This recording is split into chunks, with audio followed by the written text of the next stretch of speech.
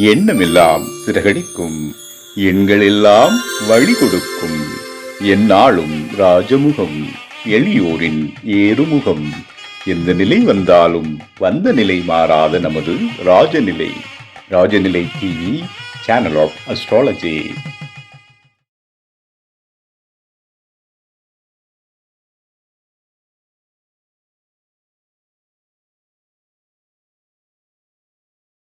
Rajanilai TV channel of astrology பெருமையுடன் வழங்கும் 9வது ஜோதிட கருத்தரங்கம் மிக சிறப்பாக நடைபெற்று வருகிறது.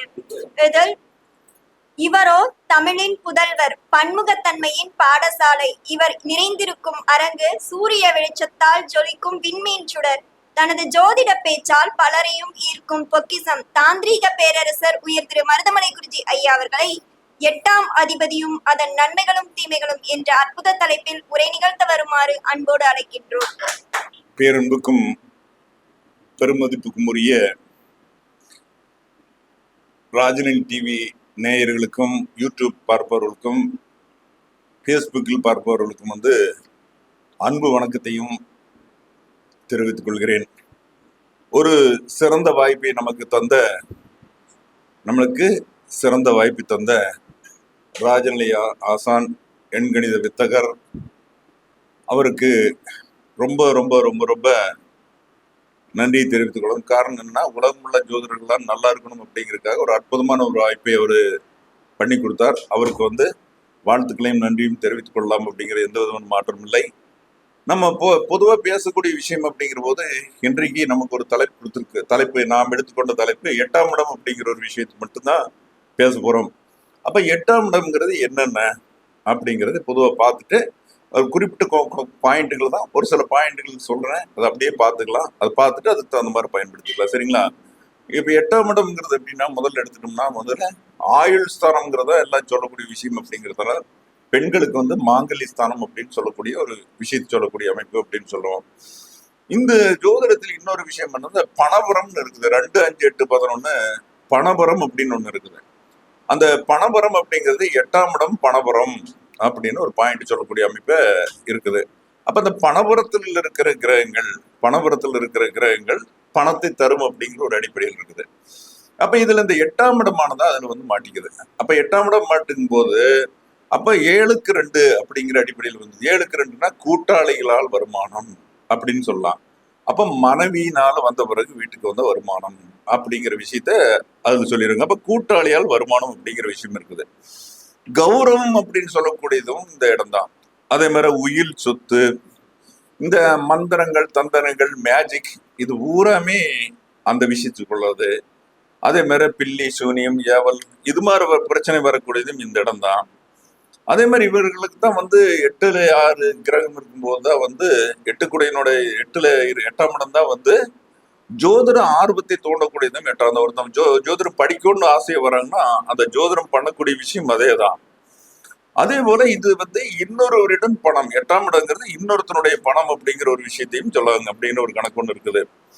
அதே போல திடீர் அதிர்ஷ்டம், ஒருத்தருக்கு திடீர் அதிர்ஷ்டம் வரக்கூடிய இடம் 8ஆம் இடத்துக்கு கொடுக்கக்கூடிய அமைப்பு திடீர் அதிர்ஷ்டம் அப்படிங்கிற வேணும். இந்த லாட்டரி, பங்குச்சந்தை, இது மாதிரி விஷயத்துல கொடுக்கறது பூராமே 8ஆம் இடம் தான் அப்படிங்கிற ஒரு விஷயம் இருக்குது. அது இல்லாமல் நம்ம பூர்வீகத்துல பெரியவர்களை உயிர் எழுதி வைப்பாங்க. உயிரை குடிக்கக்கூடிய இடம்னு 8ஆம் இடம் தான் நான் சொல்லப்பட்டிருக்கிறது. ஏன்னா ஜோதிட சாஸ்திரத்துல எதை சொன்னாலும் கூட உயில்ங்கிறது 8ஆம் இடத்துக்கு கொடுக்கக்கூடிய அமைப்புல தான் பலன்களை சொல்லக்கூடிய அமைப்பு இருக்குது. அதே மாதிரி கணவன் மனைவி அவர்களுடைய சொத்தும் கணவன் மனைவி இவர்களுடைய சொத்தும் 8ஆம் இடம் தான். இன்சூரன்ஸ் அப்படிங்கிறதும் 8ஆம் இடம் தான்.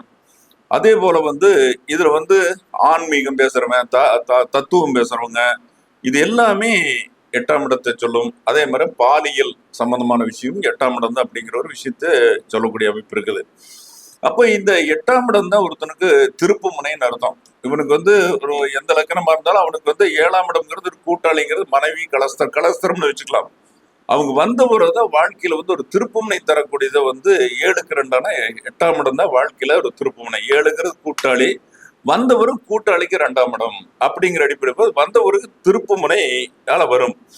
அப்ப அந்த அந்த விஷயம்தான் மறைந்த விஷயங்களே வெளிப்படும். ஒரு கூட்டாளி வந்த போறதுதான் மறைந்த விஷயங்களை வெளிப்படுத்தக்கூடிய ஆற்றல் பூரா பண்ணக்கூடிய அமைப்பு வந்து உண்டும் அப்படின்னு ஒரு சொல்றாங்க. அப்போ வந்து இதுல என்ன அப்படின்னு கேட்டீங்கன்னா, பொதுவா பார்க்கும்போது என்ன அப்படின்னு கேட்டீங்கன்னா, இந்த 8ஆம் இடம் அப்படிங்கிறது என்னன்னா மறைந்த இடம் அப்படின்னு சொல்ல முடியும். ஒரு கிரகம் இருக்கும்போது அப்படின்னு கேட்டீங்கன்னா, அப்ப இதே வந்து ஒவ்வொரு கிரகங்களுக்கு ஒரு அமைப்பு இருக்குது. மறைந்தனா கண்ணுக்கு தெரியாமல் இருக்கக்கூடிய விஷயங்கள் அப்படிங்கிற விஷயங்களாம். இப்ப இன்சூரன்ஸ்ங்கிறாங்க, கண்ணுக்கு தெரியாம இருக்கிற விஷயங்கள் தான். கௌரவங்கிறது கண்ணுக்கு தெரியாம இருக்கக்கூடிய விஷயம் தான். இப்ப இந்த ஆயுள் அப்படிங்கிற விஷயத்தையும் நம்ம நிறைய பேசிட்டு இருக்கிறோம். ஆயுள் ஸ்தானத்தை நிறைய பேசுறோம். கொஞ்சம் நஞ்சம் இல்ல. 8ஆம் இடம்ங்கிறது ஆயுள், கண்டம், விபத்து அப்படிங்கிற விஷயம் இருக்குதுங்க. அது வந்து என்னன்னா 6ஆம் இடம்ங்கிறது வியாதி, 8ஆம் இடம்ங்கிறது தீராத வியாதி. இதுதான் வந்து அதுல ஒரு கணக்கையும் அதுல வந்து ஜோதிடத்துல சொல்லுவாங்க அப்படின்னு சொல்ல முடியும்.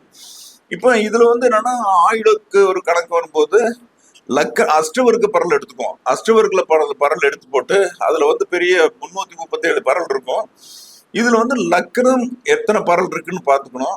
அதே மாதிரி வந்து 8ஆம் இடத்துல எத்தனை பரல் இருக்குன்னு பாத்துக்கணும். அப்போ வந்து நான் லக்கணத்தை விட 8ஆம் இடம் பரல் குறைவாக இருக்கணுங்கிறத ஒரு பொது விதி. அப்போ 8ஆம் லக்கணம் வந்து ஒரு 25 பரல் இருக்கு அப்படின்னா 8ஆம் இடத்துல வந்து ஒரு 22 பரல் இருக்கணும். அப்படி இருந்தது என்னன்னா ஆயுள் கூட இருக்கும்னு அர்த்தம். அது அப்போ வந்து 8ஆம் இடம் அதே மாதிரி 6, 8, 12 எல்லாம் பரல் குறைவா இருக்கணுங்கிறது ஒரு பொது விதி அது.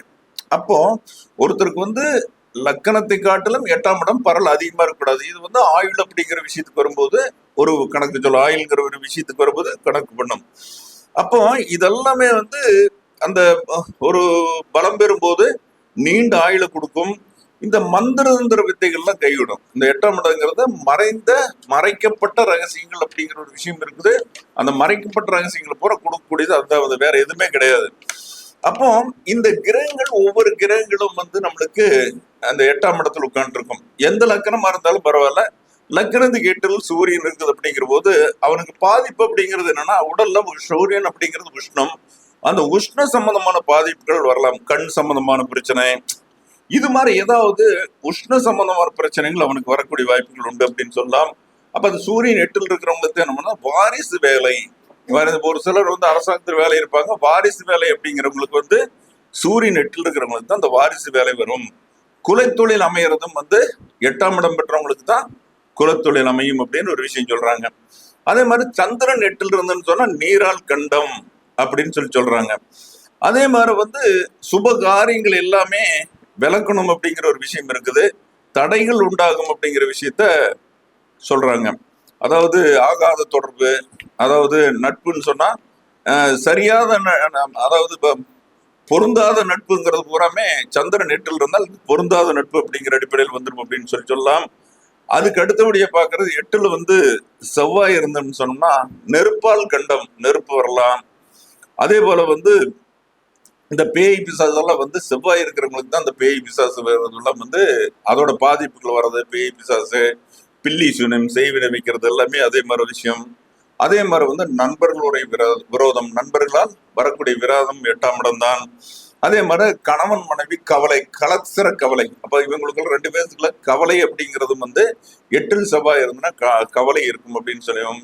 இவன் மனதுக்கு பிடித்த மாதிரிதான் நடப்பான். அவனுக்கு என்ன நினப்பு இருக்குதோ அந்த மாதிரிதான் 8ல் வந்து செவ்வாய் இருக்கிறவன் நடக்கக்கூடிய வாய்ப்பு இருக்குது. பொதுவாக 8ல் செவ்வாய் இருக்கக்கூடாதுன்னு ஒரு பொதுவு இருக்கு. மேவிய 7, 8, விளங்கிய 12, தாவிய உதயம் 4, சனி குஜன் கதிரோன் என்றால் இவங்க எல்லாமே 8ல் இருக்கக்கூடாதுன்னு சொல்றாங்க. எந்த கிரகமும் 8ல் இருக்கக்கூடாதுன்னு சொல்றாங்க. இருக்கும்போது குடும்பத்துல பாதிப்பு, கவலைகள் இருக்கும் அப்படின்னு. அப்ப மேவிய 7, 8 சனி குஜன் கதிரோன், சனி குஜன்ன செவ்வாய் சூரியன் இவர்கள் வந்து 8ல் இருக்கக்கூடாதுங்கிற ஒரு பொது விதி சொல்றாங்க. அது வந்து என்னன்னா அது குடும்ப வாழ்க்கை பாதிக்கப்படும் அப்படிங்கிறது. 8ஆம் இடம் அப்படிங்கிறது மங்கிலிஸ்தானம் அப்படிங்கிற விஷயத்துல வந்து பாதிக்கப்படும் அப்படிங்கிற விஷயம் சொல்றாங்க. அதே மாதிரி 8ல் செவ்வாய் இருக்குன்னா ஒரு சந்தேகத்தோட பாக்குற குடும்பத்துல வந்து கணவன் மனைவி வந்து யாருக்கு 8ல் செவ்வாய் இருந்தோட சந்தேகத்தோட இருக்கக்கூடிய கணக்குல தான் பார்ப்பாங்க. ஏதாவது ஒரு பிரச்சனைகள் இருந்துட்டே இருக்கும். அதே மாதிரி வந்து 8ல் செவ்வாய் இருக்கும். மாமனார் இல்லாத வீட்டுலதான் அவனுக்கு திருமணம் நடக்கக்கூடிய வாய்ப்பு இருக்கு. மாமனார் இல்லாத வீட்டுல தான் திருமணம் நடக்கும் அப்படின்னு சொல்லலாம். அதே மாதிரி வந்து 8ல் புதன் இருக்கிறவனுக்கு பொதுவாக வந்து 2, 4, 6, 8, 10, 11 புதன் இருந்தால் நல்ல பலன் தருவான் அப்படிங்கிற ஒரு விஷயம் இருக்குது. 8ல் புதன் இருக்கும் அப்படிங்கிற போது நல்ல ஒரு சுகம், நல்ல குணம் கொண்டவன் தான். ஆனா இருந்தாலும் கூட என்ன அப்படின்னு கேட்டீங்கன்னா ஏதாவது ஒரு மனசுல வந்து குழப்பங்கள் இருக்கும். இந்த கோயில் வேலை செய்யறவங்க பூரா 8ல் புதன் இருக்கிறவன் தான் வந்து கோயில் திருப்பணி இதெல்லாம் செய்யக்கூடியவன் எல்லாமே வந்து பண்றவன் தான். அரச வாழ்வுனா வேணுங்கிறதெல்லாம் கிடைச்சு வாழக்கூடிய எட்டில் இருக்கான். அப்ப மறைந்த ஒருத்தர் மனசில் இருக்கிற விஷயங்களை, இப்ப ஜோதிடன்னு எட்டுல புதன்னா அவன் ஜோசியம் சொன்னா மற்றவங்க மனசில் இருக்கிறத தெளிவா சொல்லக்கூடிய ஆற்றல் வந்து எட்டில் இருக்கிறவங்களுக்கு வரும் அப்படின்னு சொல்லலாம். அப்ப புதன் அப்படிப்பட்டவன் அப்படின்னு சொல்லலாம். அதே போல புதனுக்கு அடுத்து வரும்படி குரு அப்படிங்கிறது சொல்லலாம். பெரிய அறிஞர்கள் தொடர்பு கொண்டவன், அறிஞர்களை காப்பாற்றுபவன் அப்படின்னு சொல்லலாம். அப்ப அதே மாதிரி கெட்டிக்காரன் அப்படின்னு அறிவில் சிறந்தவன் தெய்வ வழிபாடு, தெய்வங்களுக்காக எல்லாம் வேலை செய்யக்கூடிய போற எட்டுல குரு இருக்கிறவன் தெய்வங்களுக்காக வேலை செய்வான் அப்படின்னு சொல்லலாம். அதே மாதிரி இந்த கங்காஸ்தானம், காவிரி ஸ்தானம் இதெல்லாமே வந்து எட்டுல குரு இருக்கிறவன் தான் பண்ணுவான் அப்படின்னு ஒரு கணக்கு இருக்குது. இவர்களுக்கு பாதிக்கப்படும் வியாதி மூல வியாதி அப்படிங்கிறது தான் வந்து எட்டில் குரு இருக்கிறவங்களுக்கு பாதிக்கும். மூல வியாதி, ஆசன வியாதி பாதிக்கக்கூடிய வாய்ப்பு இருக்கு. ஒரு சில இந்த மது சம்பந்தமான விஷயத்துக்காக பாதிக்கப்படுறவங்களும் வந்து எட்டுல யாருக்கு இருக்குதோ அவங்க வந்து அந்த மது கெட்ட பழக்கத்தினால பாதிக்கக்கூடிய வாய்ப்பு இருக்கும் அப்படின்னு சொல்லி வச்சுக்கலாம். அதே போல இந்த சுக்கிரன் அப்படிங்கிறவங்க வந்து 6-7 பத்துலதான் இருக்கக்கூடாது, 8ஆம் இடத்துல இருக்கலாம் அப்படிங்கிற விஷயம் இருக்குது. அப்ப என்னன்னா அரசர்களால் நற்பேர். அப்ப எட்டுல சுக்கிரன் இருக்கிறவங்களுக்கு அரசர்களால் நற்ற பேர் உண்டு. பணம் ஏதாவது வகையில அவனுக்கு புழங்கிட்டு இருக்கும், பணம் கையில் இருக்கும். ஆனா அதே சமயத்துல தந்தை வந்து வசதி, ஏன்னா வந்து 9ஆம் இடத்துக்கு 8ல சுக்கிரன் உட்காந்துக்கிறதுனால அப்ப தந்தை வந்து வசதி குறைப்பா இருப்பாரு. அதே மாதிரி மனைவியால் கௌரவ குறைவு ஏற்படும். மனைவினால கணவன் மனைவி யாரு வேணா வச்சு கலஸ்திரம்னு வச்சுக்க, மனைவின்னு சொல்றது தவறு. கலஸ்திரத்தால் கௌரவ குறைவு ஏற்படும், ஏதாவது ஒரு வார்த்தைகள் சொல்லக்கூடிய அமைப்பு இருக்கும். அதே மாதிரி என்னன்னா சந்தோஷம், எப்ப பார்த்தாலும் ஜாலியா இருக்கணுங்கிற ஒரு அமைப்புல தான் அவங்க வாழக்கூடிய அமைப்பு இருக்குது. அதே மாதிரி எல்லா கலைகளும் தெரிஞ்சு வச்சிருப்பாங்க. இந்த சுக்கிரன் வந்து 8ல் இருக்கிறவங்க வந்து என்னென்ன கலைகள் இருக்குதோ 1000 கலைகள் 64 64 கலைகள்லயும் ஈடுபாடு இருக்கும். நுனிப்புல் மாதிரியும் கூட நேஞ்சிருக்க வாய்ப்பு இருக்குது, அத்தனை கலைகளையும் தெரிஞ்சிருக்கக்கூடிய வாய்ப்பு இருக்குது அப்படின்னு சொல்லலாம். அதே மாதிரி இவங்களுக்கு வந்து எப்படின்னு கேட்டீங்கன்னா பொதுவாக வந்து ஏதாவது வியாதிகள், மர்மஸ்தான சம்பந்தமான வியாதிகள் வேணா வரல முடியும், மற்ற பெருசா பாதிக்கக்கூடிய வியாதிகள்லாம் எதுவுமே கிடையாது அப்படின்னு சொல்லலாம். அதுக்கு அடுத்தது சனி பகவான் எடுத்துக்கலாம். சனி பகவான் எடுத்து பார்க்கும்போது அவங்களுக்கு வந்து 8ல் சனி இருந்ததுனால என்னன்னா தீர்க்காயுள்ங்கிற ஒரு விதி இருக்குது. சனி 8ல் இருந்தால் வந்து நீண்ட ஆயுள் உண்டு அப்படின்னு சொல்லலாம். ஆனா நீண்ட ஆயுள் உண்டு, ஆனா பண வசதி குறைவாக இருக்கும் அப்படிங்கிற ஒரு விஷயத்தையும் சொல்றாங்க. அப்படின்னா அதே மாதிரி எந்த பிரச்சனைக்கால சின்ன சின்ன பிரச்சனைக்கு கூட சண்டை போடக்கூடிய ஒரு குணம் உண்டுன்னு சொல்லலாம். அதே மாதிரி பட்டினி வேணாலும் கிடப்பா, 2 நாளைக்கு ஏதோ ஒரு பிரச்சனைக்காக சண்டை போட்டோம்னா பட்டினி இருக்கிறவங்க கூட 8ல சனி இருக்கிறவன் தான் பட்டினி இருப்பான். நமக்கு சரி இருக்கலாம், பார்க்கலாம், சாப்பிடலாம், அந்த கோபத்தையும் தவிர்க்க மாட்டான். பிடிவாத குணமானது அவனுக்கு இருக்கும். ஒரு வேலை செஞ்சா அவனா தான் இங்க வேணும் ஆசைப்படுவான். பொதுவாக 8ல் சனி இருக்கிறவன் வந்து இன்னொருத்தர் வேலை செஞ்சா திருப்தி விடாது, அவனா வேலை செஞ்சாதான் சரியா இருக்கும் அப்படிங்கிற நினைக்கூட புறமே 8ல் இருக்குது. இப்ப இந்த 8ல் சனி இருக்கிறவங்களுக்கும் ஆசனம் சம்பந்தமான மூல சம்பந்தமான வியாதிகள் ஏற்படக்கூடிய வாய்ப்பு இருக்குது. அதே மாதிரி அவமானங்கள், ஒரு சில வேலையை நல்லா வேலை செஞ்சாலும் கூட அவனுக்கு வந்து அந்த வேலை பார்க்குற இடத்துல ஒரு நல்ல மரியாதை இருக்காது அப்படின்னு சொல்ல முடியும். அதே மாதிரி அவனுக்கு குலத்தொழில் நல்லா வரும், குலத்தொழில் வந்து வரும் அப்படின்னு சொல்லிக்கலாம். அதே மாதிரி சூரியன் 8ல் இருந்தாலும் குலத்தொழில் வரும், சனி 8ல் இருந்தாலும் குலத்தொழில் வரும் அப்படிங்கிற விஷயம் இருக்குது.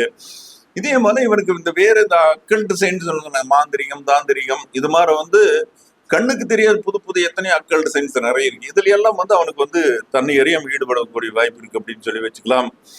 அதே போல இந்த 8ல் ராகு இருக்குதுன்னு வச்சுக்கலாம், மீளாத சரிவு, எந்திரிக்க முடியாத அளவுக்கு தடைகள் நிறைய. என்னதான் கிரிமினலா பண்ணாலும் கூட, ஏன்னா ராகுங்கிறது சட்டம் அப்படின்னு அர்த்தம். அப்ப 8ல் வரும்போது சட்டத்துக்கு புறம்பாக செய்யக்கூடிய சூழ்நிலை பூராமே உண்டு பண்ணி போடும் அப்படின்னு சொல்லலாம். எதுலையுமே ஒருத்தர் பார்த்தா வெறுப்பு வர, அவனுக்கு வெறுப்பு, குரோதம் இதெல்லாம் வரக்கூடிய வாய்ப்பு இருக்குது. அதே மாதிரி அப்ப 8ல் ராகு இருக்கும்போது அப்பா ஸ்தானத்துக்கு 12ல் வருது. அப்ப என்னன்னா அப்பாவுக்கு வேலை இருக்காது, அப்பாவுக்கு வேலை கிடைக்காது அப்படின்னு சொல்ல முடியும். அதே மாதிரி பழக்க வழக்கங்கள், நல்ல பழக்க வழக்கங்கள் இருந்தா இருக்காது. 8ல் ராகு இருந்தா நல்ல பழக்கங்களும் இருக்காது. அதே மாதிரி வந்து ஆனா ஒரே ஒரு விஷயம் என்னன்னா பணம் இருந்து கொண்டே இருக்கும் அப்படிங்கிற விஷயம். ஏதாவது ஒரு வகையில பெருசா பணம் நிறைய இருக்குதே இல்லையோ, அவன் தேவையை பூர்த்தி அளவுக்கு பணம் இருந்து கொண்டே இருக்கும் அப்படிங்கிற எந்த விதமான மாற்றமும் இல்லை. அதே மாதிரி கேதுங்கிறது வந்து ஒரு சாமியார் கணக்கு தான். வாழ்க்கை பூரா ஏதாவது ஒரு குற்றம், இதனால அவன் முன்னேற்றமே இருக்காது, ஏதாவது பண்ணிட்டே இருப்பான் அப்படிங்கிற ஒரு விஷயம் தான் இருக்குது. ஆன்மீகத்துல போலாம், ஞானத்துல போலாம், ஏதோ ஒரு வகையில் போலாம் அப்படிங்கிற இருக்கும். எண்ணங்கள் பலவித, இந்த சூசைட் அட்டாக் பண்றவங்க எல்லாம் வந்து 8ல் கேது இருக்கிறவங்க தான். அதே மாதிரி மனசுக்கு பிடிச்ச மாதிரி வந்து திருமண வாழ்க்கை அமையாது. அதே மாதிரி மேல் அதிகாரிகள் தொல்லை இருக்கும், மேல வந்து இருக்கக்கூடிய மேல் அதிகாரிகள் தொல்லை இருக்கும். நண்பர்களும் ஏதாவது எர்ன் பண்ணியிருப்பாங்க. நண்பர்களுக்கு ஏதாவது காசு பணம் கொடுக்குறவங்க பூரா 8ல குரு இருக்கிறவங்க, இந்த 8ல கேது இருக்கிறவங்க நண்பர்களுக்கு பணம் கொடுத்தானா வராது, ஜாமீன் போட்டாலும் வராது அப்படிங்கிற ஒரு விஷயம் ஒன்று இருக்குது. இது வந்து பொதுவாக வந்து கிரகங்களுக்குள்ள விஷயம். அப்புறம் இன்னொரு 4 இப்போ ஒரு 10 பாயிண்ட் மட்டும் சின்ன சின்ன பாயிண்ட்கள் இருக்குது அப்படின்னு சொல்ல முடியும். அப்போ ஒருத்தருக்கு வந்து ஆயுள்னு சொல்லக்கூடிய அமைப்புல வரும்போது 8 குடையவன் வந்து சுபனாகி உச்சம் பெற்றால், 8 குடைய சுபகிரகமாக இருந்து உச்சம் பெற்றால் அவனுக்கு வந்து 100 ஆயுசு இருக்கும் அப்படின்னு சொல்றாங்க. அதே போல வந்து மகரம் முதல் 6 வீடு அதுல சந்திரன் இருக்கணும். அதே மாதிரி வந்து கடகம் முதல் 6 வீட்டுல வந்து சூரியன் இருக்கணும். இப்படி இருக்கிறவங்களுக்கு ஆட்டோமேட்டிக்கா தீர்க்காயில் அப்படின்னு சொல்லலாம். அதே மாதிரி சூரிய ஓரையில் பிறந்தவர்களுக்கும் தீர்க்காயில் அப்படின்னு சொல்லக்கூடிய வாய்ப்பெல்லாம் இருக்குது. அப்போ அதே மாதிரி சனி வந்து மகரம் பிளஸ் கும்பம் இதுல வந்து சனி இருந்துன்னு சொல்லிச்சுன்னா அப்ப வந்து அவனுக்கும் வந்து 100 வயசு அப்படிங்கிற விஷயம் சொல்றாங்க. அதே மாதிரி 8 குடையவன் 8ல் அங்க சுபர் இருந்தாருன்னா அது 100 வயசு அப்படிங்கிற விஷயம் சொல்றாங்க. அதே மாதிரி சனிக்கு 6, 7, 8ல் குரு புதன் சுக்கிரன் பலம் பெற்றிருந்தால் 100 வயசு. சனிக்கு 6, 7, 8ல் குரு புதன் இருந்தால் நல்ல ஆயுள், நீண்ட ஆயுள் அப்படிங்கிற விஷயம் சொல்றாங்க. அஷ்டமாதிபதி ஆட்சி பெற்றால் 100 வயது. லக்னாதிபதி பிளஸ் 8 குடையவர் சரராசியில் இருந்தால் 100 வயசு. சந்திரன் பிளஸ் 8 குடையவர்கள் வந்து சரராசியில் இருந்தால் தீர்க்காயுள் அப்படின்னு சொல்றாங்க. அதே மாதிரி வந்து 3, 8, 12 குடையவர்கள், ஏன்னா ஆயுள் ஸ்தானம்ங்கிறது 2, 7, 11ங்கிறது மரணம், 3, 8, 12ங்கிறது ஆயுள் ஸ்தானம். அந்த ஆயுளாதிபதி வந்து 3, 8, 12 குடையவர்கள் ஒன்று சேர்ந்து இருந்தால் தீர்க்காயுள்னு சொல்லலாம். தீர்க்காயுள்ங்கிறது 100 வயசு வச்சுக்கலாம். 120 கணக்கு வைக்கிறத விட 100 வயசு வச்சுக்கலாம் அப்படின்னு ஒரு கணக்கு இருக்குது. அதே போல இதெல்லாம் வந்து ஒவ்வொரு சின்ன சின்ன விஷயங்கள் இருக்கு, எது பண்ணணும் எப்படி பண்ணணுங்கிற விஷயம் எல்லாம் இருக்குது. அதே போல சகல தோஷங்களும் வரக்கூடியதுக்கு பரிகாரங்கள் இருக்கு. இது மாதிரி வந்து கண்டங்கள், இது மாதிரி பிரச்சனைகள்லாம் வருது. இதெல்லாம் வந்ததுனாவே வந்து அதுக்கு பரிகாரங்கள் என்னன்னா, லக்கணத்துல குரு புதன் இருந்துன்னா, அதே மாதிரி 4ல சுக்கிரன் சந்திரன் இருந்துன்னா அந்த ஜாதகனுக்கு என்னென்ன தோஷங்கள் இருந்தாலும் போயிடும் அப்படின்னு சொல்றாங்க. அதே மாதிரி 8ஆம் இடத்துக்கு குரு பார்க்கும் போது ஆயுள் தோஷங்கள் எது இருந்தாலும் போயிடும் அப்படிங்கிறாங்க. இது போல சின்ன சின்ன பரிகாரங்கள் இருந்தாலும் கூட நம்மளுக்கு நடைமுறையில் என்ன அப்படின்னு கேட்டீங்கன்னா, இறைவனோட அமைப்பு, இறைவனோட இதெல்லாம் காலகட்டங்கள்ல அவனுக்கு வந்து நிச்சயம் நல்லா இருக்கும் அப்படின்னு சொல்லலாம். பொதுவாக வந்து கிரகங்கள்ல வந்து அவனை வழி நடத்த விட அவன் வந்து எந்த இடத்துல சரியா போறானோ அவனுக்கு கண்டிப்பா நல்ல பலன் நடக்கக்கூடிய வாய்ப்பு இருக்குது. பொதுவாக வந்து ஆகாத நேரங்கள் அப்படின்னு சொல்றோம், அதுக்கும் அதே பரிகாரம் தான். ஆகாத நேரம், கெட்ட நேரங்கள், ராகு காலம், யமகண்ட வேலை, லக்ன தியாஜம், அமாவாசை, பிரதமை, அதே மாதிரி சித்திர நட்சத்திரம், மூல நட்சத்திரம், இதே மாதிரி வந்து திதி கண்டாந்திரம், இது மாதிரி எங்கெங்க இருந்தாலும் கூட கொடி சுத்தி பிறக்கிறது, அதே போல இது மாதிரி எது இருந்தாலும் சரி அவங்க வந்து முன்னோர்கள் செய்த பாவத்தை பிறக்கிறதுக்கு அனுபவிக்கிறதுக்காக பிறந்தோம். இது மாதிரி கெட்ட நேரத்தில் குழந்தை பிறக்கும் போது முன்னோர்கள் சொத்தை அனுபவிக்கிறதுக்காக குழந்தை பிறந்த அர்த்தம் அப்படின்னு சொல்றாங்க. ஸோ வந்து இதுக்கு எல்லாமே வந்து ரெமெடி உண்டா அப்படின்னா எல்லாமே குரு பார்த்தா மட்டும்தான் கோடி தோசை நிம்புங்க அப்படின்னு சொல்றாங்க. அப்ப வந்து எல்லாத்துக்கும் ஒரு குணம் உண்டு. அதே போல விஷ நேரம்னு சொல்லுவாங்க. விஷ நேரம் 4 நாளிகை நேரம் அப்படிங்கிறாங்க. அந்த 4 நாளிகை நேரத்துல வந்து உண்டாகக்கூடிய குழந்தைகளும் சகல விதமான ஒரு தோஷத்தை பார்க்கக்கூடிய அமைப்பு இருக்குது. இதுல தப்பிச்சுதானே நல்லா இருக்கும். இதே கண்டாந்திரம் அப்படிங்கிறாங்க. கண்டாந்திரம் அப்படிங்கிறது என்னது? ரேவதி நட்சத்திரம், அசுவினி நட்சத்திரம், ஆயிலி நட்சத்திரம், மக நட்சத்திரம், கேட்ட நட்சத்திரம், மூல நட்சத்திரம், இது வந்து கண்டாந்திர நட்சத்திரம் அப்படின்னு அந்த கடைசி 4 நாளிகை அல்லது ஒரு நாளிகை வேணாலும் வச்சுக்கலாம். அந்த கண்டாந்திர நேரத்தில் பிறக்கக்கூடிய குழந்தையானது வந்து பாதிக்க முடியும் அப்படின்னு சொல்றாங்க. அப்படி பாதிக்கப்படாமல் அந்த பிழைச்சிடுதுன்னா அந்த குழந்தை வந்து அரசனா போல வாழ்றதுக்கு எந்த விதமான வாய்ப்புமே இல்லை. அப்போ ஜெயிப்பாங்க, குழந்தை வந்து நல்லா இருப்பான் அப்படிங்கிற ஒரு விஷயம் சொல்றாங்க. அதே போல வந்து சுபர்கள் ஒரு 6 ராசிகள் இருந்தாலும் அவனுக்கு தீர்க்காயுள் அப்படின்னு சொல்றாங்க. டோட்டலா பார்க்கும்போது எப்படின்னு கேட்டீங்கன்னா, இந்த ஜாதத்துல வந்து குரு பலம் பெறும்போது எந்த விதமான பாதிப்புகளும் வராது அப்படிங்கிறதா ஒரு கண்கூடான உண்மை. அப்ப கிரகங்களோட பாதிப்பு இருந்தாலும் தெய்வ வழிபாடுகள், ஆன்மீகங்கள், கோயிலுக்கு போறது, இதாவது மாதிரி விஷயங்கள் ரெகுலரா கோயிலுக்கு போற வழக்கத்தை வச்சுக்கொள்ளணும். அதே மாதிரி ஏதாவது ஒரு கோயிலுக்கு நம்மளுக்கு மனசுக்கு பிடிச்ச கோயில்களை போயிட்டு வர்றது வந்து நம்மளுடைய வாழ்க்கையை மாற்ற முடியும். கோயிலுக்கு போறதுல அதே மாதிரி வீட்டுல வந்து தினசரி தீபம் ஏற்றி வைக்கணும்.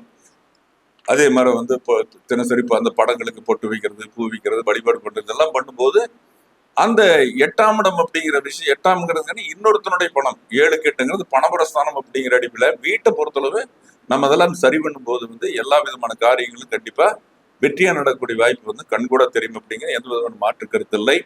ஸோ வந்து இந்த 8ஆம் இடம் அப்படிங்கிறது கெட்டதை கூட காட்டிலும் கூட நல்ல பலனைத்தான் அதிகமா தரக்கூடிய வாய்ப்பு. ஏன்னா பணவரம்ங்கிறது இன்னொருத்தனோட படம். ஒருத்தர் ஜோசியத்தில் ஜெயிக்கணும்னா 2 குடையன் 8 குடையன் ஒன்று செஞ்சிருந்தா தான் இன்னொருத்தங்கிட்ட பணம் கேட்டு வாங்க முடியும். 8ஆம் இடம்ங்கிறது இன்னொருத்தருடைய பணம். அப்ப 2ஆம் இடம்ங்கிறது ஜோசியம் நல்லா சொன்னாதான் இன்னொருத்தன் பணம் நம்மளுக்கு வரும். 2 குடையன் 8 குடையன் ஒன்று சேரணும். அதனால இப்படிப்பட்ட ஒரு அற்புதமான ஒரு விஷயத்துல 8ஆம் இடம் என்பது கெட்ட பலனை விட நல்ல பலனைத்தான் அதிகம் வழங்கும் அப்படிங்கிற எந்த விதமான மாற்று கருத்து இல்லை. இந்த ஒரு அற்புதமான வாய்ப்பு அப்படிங்கிற விஷயத்த இந்த நேயர்களை யார் பார்த்திருக்கோம் அந்த நேயர்களுக்கெல்லாம் ஒரு சுருக்கமான மொழியில சொல்லிக்கொண்டு ஒரு அற்புதமான அந்த வாய்ப்பை தந்த ராஜநிலை ராஜசேகர் ஐயா அவர்களுக்கும், அதே மாதிரி ராஜநிலை டிவி மேலாளர் மையரசன் அவர்களுக்கும், அதே போல கௌசிகா மற்றும் மலையரசி தொகுப்பழனி மலையரசிக்கும் ஒரு அற்புதமான நன்றியும் வணக்கத்தையும் கூறி இந்த காலையிலிருந்து நடந்த நிகழ்ச்சியில் கடைசியாக இறுதியாக பேசி இந்த நிகழ்ச்சியை சந்தோஷமாக உங்கள் அனைவரும் விடைபெறுகிறேன். நன்றி, வணக்கம். ஜோதிட சாஸ்திரத்தில் உயிலும் 8 தான். 8ஆம் இடத்தில் உள்ளதை உள்ளவாறு விளக்கி அதில் என்னென்ன நடக்கும் திருப்பு முனையாக அமையக்கூடியதும் இதுதான்.